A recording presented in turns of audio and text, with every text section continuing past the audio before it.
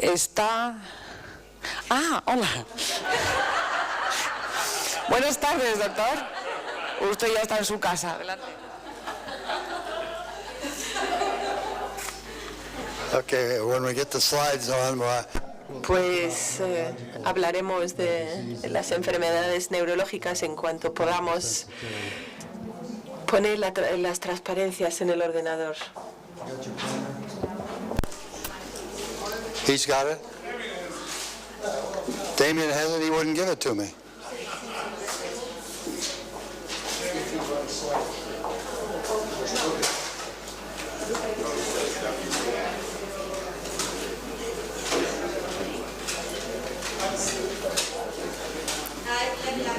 Wrong one. I know what Doris is. I want your pointer. Your pointer. I know, he said to get it from me. Se están peleando por un puntero, que Damien no le quiere ceder el puntero. Muy mal. Thank you. Hala, se lo ha dado. Buen chico.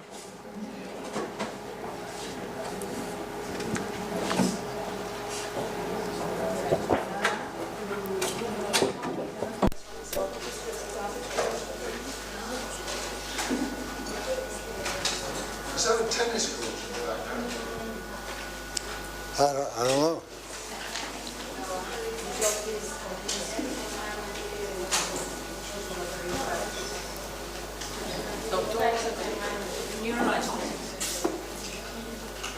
Evidentemente está intoxicado, pero si despliega una reacción alérgica u otro tipo de reacción, es sensible. El problema es que hay una enorme línea entre la intoxicación y la sensibilidad, llena de gamas de gris que no siempre se reconocen, incluso por parte de profesionales. Hay mucha información también que llega a los nervios periféricos y a la matriz del tejido conjuntivo. Vamos a hablar, por tanto, en primer lugar del sistema nervioso central y luego del periférico. Lo más importante que sabemos que todavía no se ha tocado en esta conferencia es la ley de Cannon, la ley de daño nervioso. Si seccionamos o dañamos a un nervio, la parte distal se convierte en supersensible. En mi opinión, la mayor parte de la gente con sensibilidad química tienen daño nervioso. En el nervio olfatorio, quizás, en el hipotálamo o en el sistema nervioso periférico autonómico. Si uno se da cuenta de que estos nervios se convierten realmente en nervios supersensibles, podríamos definir la persona con sensibilidad química muchísimo mejor. Podríamos tener una muchísima mejor definición de la entidad. Si seccionamos totalmente un nervio, se convierte en muy sensible a la epinefrina, a la norepinefrina y demás. Esto supuestamente es un efecto que dura nada más que de 1 a 2 semanas después de seccionar el nervio. Sin embargo, hay algunos pacientes que parece que nunca se recuperan de esta supersensibilidad, y yo creo que precisamente son los que tienen sensibilidad química múltiple. Estas personas, quizás en el futuro tengamos más personas a las que se aplique esta ley del daño nervioso. La mayor parte, si les cortamos un nervio, son sensibles un par de semanas, pero hay personas que nunca se recuperan. Hay dos tipos de lesión, una desastrosa como un ictus y una lesión periférica, que se traduce en necrosis celular. Aquí vemos una apoptosis. Las células van desapareciendo sin causar una mala reacción inflamatoria, como si ocurre en otras zonas del cuerpo. Yo creo que esto es probablemente lo que ocurra en la sensibilidad química. El doctor Avedonio nos ha mostrado que la exposición a bromuros y otros ingredientes combinada con el estrés puede traducirse en lesión cerebral atravesando la barrera hematoencefálica. Tenemos entonces muerte neuronal que se produce durante un periodo X de tiempo después de que se induzca estrés en los animales. Es por ello que vemos a personas con sensibilidad química que les lleva, por ejemplo, después de la exposición o de la provocación, un cierto tiempo en mostrar síntomas. Hay barreras, por ejemplo, la hematoencefálica, la que existe entre los nervios y la sangre y demás. Una serie de filtros y tamices en el organismo. Voy a hablar en primer lugar de la barrera hematoencefálica. Vemos aquí un ejemplo de una barrera hematoencefálica normal de los vasos sanguíneos al cerebro. Hay muchísimos tóxicos normales que pueden atravesar esta barrera, como por ejemplo el etano, el propano, el metano, el etileno y los gases anestésicos. Por tanto, hay varias capas, de hecho son 6 capas en esta barrera, que no se ve muy bien en la diapositiva, que si se atraviesan pueden causar lesiones nerviosas. Luego hay otras sustancias que dañan la barrera hematoencefálica, como por ejemplo alimentos, productos químicos y otras sustancias. La sobrecarga de contaminantes crea disfunción nerviosa, bloqueando acceso a los transmisores químicos normales, a los receptores postsinápticos. Pueden actuar también como transmisores falsos. Es sorprendente ver cómo podemos desactivar en muchas personas, podemos activar una reacción de neurotransmisores en personas con sensibilidad química utilizando un producto químico parecido al original. Hay entonces concentraciones distintas de neurotransmisores. Y otra cosa sobre los receptores. Algunos receptores funcionan a niveles altos de estimulación y otros a niveles bajos de estimulación. Unos tienen propiedades de inhibición y otros no. Y por tanto los efectos se sienten en la síntesis, en el almacenamiento, en la liberación, en la recaptación y en otros procesos. Vemos aquí algunos productos químicos que afectan tanto al sistema nervioso periférico como al central. Como vemos aquí, son bastante variados. Acrilamida, yo no sé lo que pasa, cuál es la situación en España, pero en Estados Unidos hay muchísima acrilamida y formaldehído en algunas estructuras de piedra que se utilizan en la construcción, paredes de piedra, también plomo, mercurio, organofosfatos, etcétera. Hay algunas enfermedades con nombre fijo que se conocen que son de origen químico, como por ejemplo la de Parkinson. La enfermedad de Parkinson se sabe que es de la tetrahidropiridina, los organofosfatos, los derivados del petróleo, los insecticidas, los tetracloruros de carbono, el disulfuro de carbono. Y en Guam hay una planta de neurotóxicos y los fungicidas también que pueden presentar ese clorobenceno. Vamos a ver unos pacientes que habían sufrido daños en el sistema nervioso central, un gran porcentaje de gente con sensibilidad química, pero no todos sufren daños cerebrales, así que no piensen que es así. Se trataba de 100 pacientes, 61 mujeres, 39 hombres, de 12 a 75 años, edad media 45, no fumadores, no diabéticos, no alcohólicos, sensibles químicamente. Habían sido expuestos a dosis ambientales de pesticidas clorados. En su casa o en el trabajo no habían utilizado ropa protectora porque les dijeron que los productos eran seguros, pero eran sensibles a los olores, a dosis ambientales de sileno, formaldehído, fenol, así como perfumes, tinta de periódicos, detergentes. El 49% de los pacientes se quejaban de síntomas neurológicos centrales, cefaleas, pérdidas de memoria a corto plazo, incapacidad de concentración, vértigo. Lo que no podían hacer, y los pacientes con SQM deberían probar ponerse de puntillas con los ojos cerrados y luego abiertos, a ver si mantienen el equilibrio, o bien para ver si pueden de puntillas caminar en línea recta. Esto es un buen indicador del SQM. Se les hizo un TAC cerebral, un SPECT, una pupilografía conforme al método de Ishikawa y la variabilidad de la frecuencia cardíaca, y además tenían productos tóxicos en sangre, incluyendo una larga lista. Y mediante el método de Lasseter se les hizo una prueba de provocación intradermal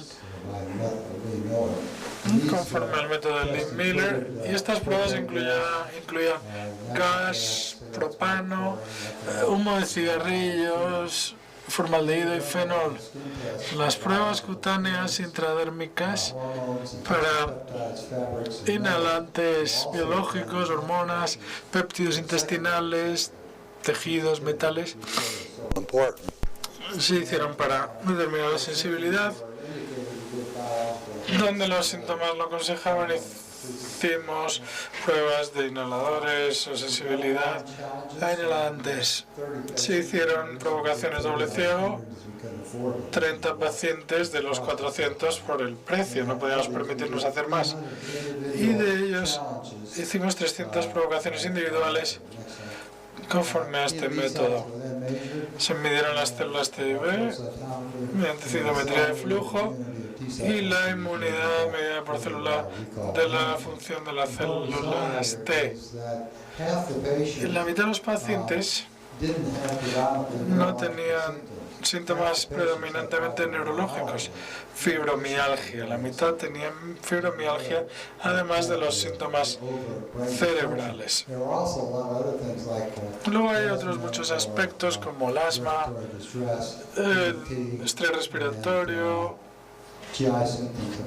síntomas gastrointestinales, otorrinolaringológicos y síntomas cardiovasculares en 20%.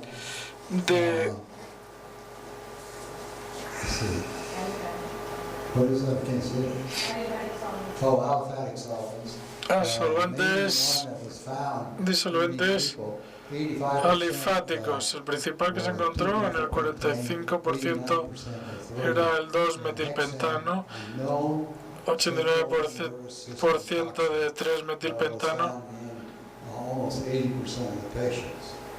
y no se encontró ninguna neurotoxina en el 80% de los pacientes. En cuanto a los hidrocarburos aromáticos, tolueno, 23% hidrocarburos clorados, 1,13 cloracina. En fin, todos los productos clorados provocan disfunciones cerebrales. Porque el primer anestésico es el cloroformo, el segundo cloroetileno. Todos son compuestos clorados que causan disfunciones cerebrales. Así que cuidado con las tintorerías. Pesticidas clorados, 100% tenían DDE.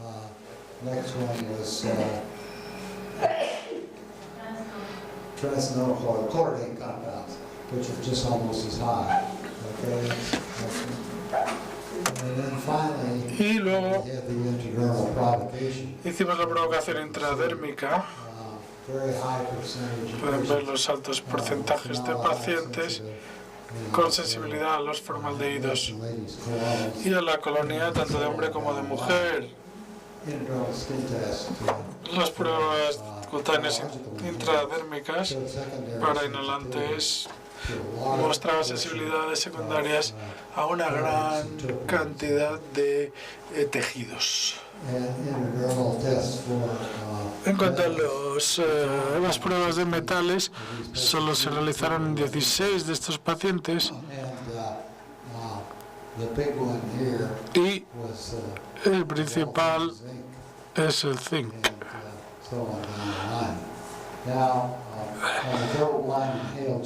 En cuanto a las provocaciones inhaladas doble ciego, se distribuyeron bastante uniformemente entre cloro, formaldehídos, fenoles y pesticidas clorados y tolueno. Linfocitos. Hay una alta incidencia de anomalías en T11 o CD3 y en las células supresoras T y TA. La posturografía confirmó que el 44% presentaban anomalías en cuanto a las variaciones de frecuencia cardíaca y una gran proporción de anomalías. Así que los resultados de la neuropatía del sistema central demostraron que todos los pacientes habían estabilizado sus síntomas en la UCI y se encontraron 4 productos tóxicos por paciente frente a uno solamente en el grupo de control. El 93% fue la correlación entre la prueba de equilibrio, de función cerebral y el scan cerebral SPECT, una elevadísima correlación entre todos estos aspectos. Los parámetros inmunológicos mejoraron, las provocaciones inhaladas orales e intradérmicas mejoraron, demostraron la sensibilidad, el 85% de los pacientes mejoraron con el tratamiento. Este es un scan, un TAC cerebral, SPECT, normal. Vuelve, por favor, una atrás. Uniforme, liso. Supongo que no puedes enfocarlo mejor, ¿no? Aquí están los lóbulos temporales. Y aquí vemos un TAC bastante más anormal debido a la deficiencia de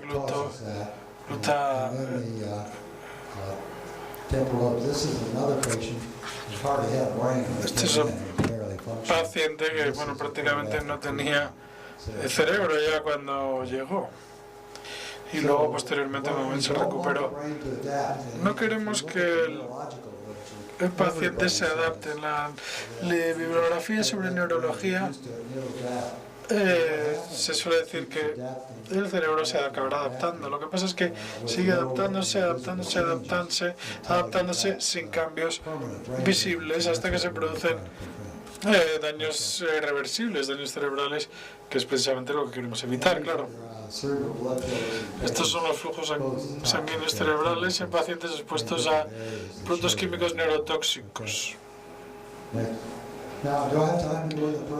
No sé si tengo tiempo para entrar en la neuropatía periférica. Yo tengo tiempo. ¿Ustedes tienen o no? Vamos a hablar de la neuropatía del sistema periférica. Son gente que se les duermen las piernas, tienen problemas a la hora de mover las extremidades.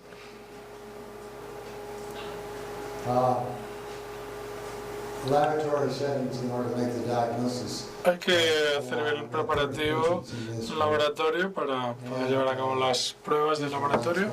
Se trata de pacientes no fumadores, no alcohólicos, no diabéticos. Se había aumentado la sensación de movimiento asociada con el diagnóstico de la sensibilidad química. Acababan de estar expuestos. También tenían una exposición a disolventes cloruros y pesticidas, los agentes, las edades de 6 a 24, 26 hombres, 24 mujeres. Los dos ambientes de disolventes y de pesticidas clorados se escogieron para revelar la presencia de neuropatía. Cada paciente fue sometido a un análisis de neurometría periférica para medir la función de los nervios ulnar, medial, superficial, peritoneal y sural.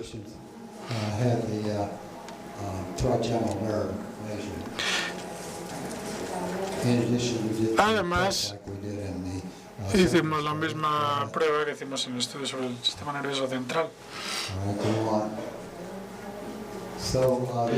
Así que estos pacientes fueron sometidos a un estudio doble ciego, 30 de ellos, y ahora veremos los resultados. Los niveles en sangre también se midieron. Y 22 pacientes fueron sometidos a análisis de los nervios autonómicos mediante una pupilografía. Y aquí están los resultados. Se produjeron cambios en este porcentaje de los diferentes nervios. Cambios considerables, por cierto. Había algunos diagnósticos que presentaban una neuropatía central, muchos de ellos tenían fatiga y fibromialgia asociada. Las pruebas de provocación intradérmica, intracutánea.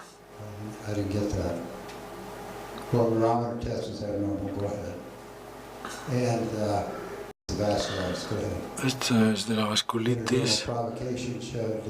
La provocación intradérmica muestra que el gas propano, el humo, el cigarrillo y el cloro pues son los principales agentes provocadores, así como el fuel oil.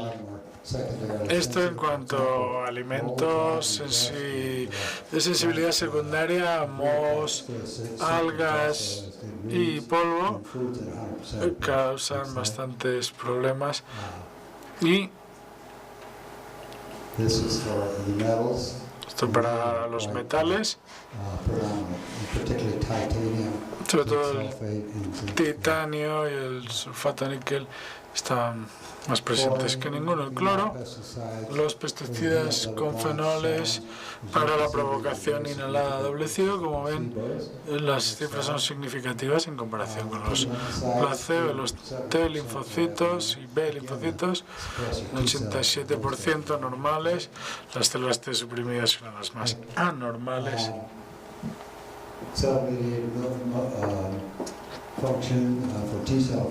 En cuanto a la función de células T era anómala y los sistemas de nervio autonómico también eran anormales. En niveles en sangre encontramos muchos productos tóxicos en los pacientes, 64% a benceno, 73 al tolueno, 64 al tolueno. Y también encontramos 2-metilpentano, pesticidas clorados, 100% con DDE, 27 con compuestos de cloridane.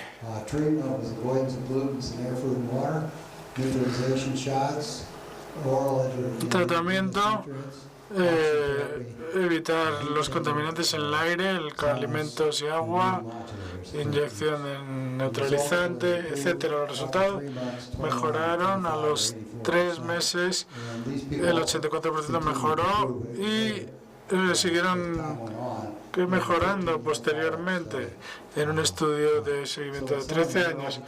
Así que, en resumen, se pueden producir lesiones neurológicas debido a la exposición a productos químicos. Los resultados mejoraron después del tratamiento descrito. Muchas gracias.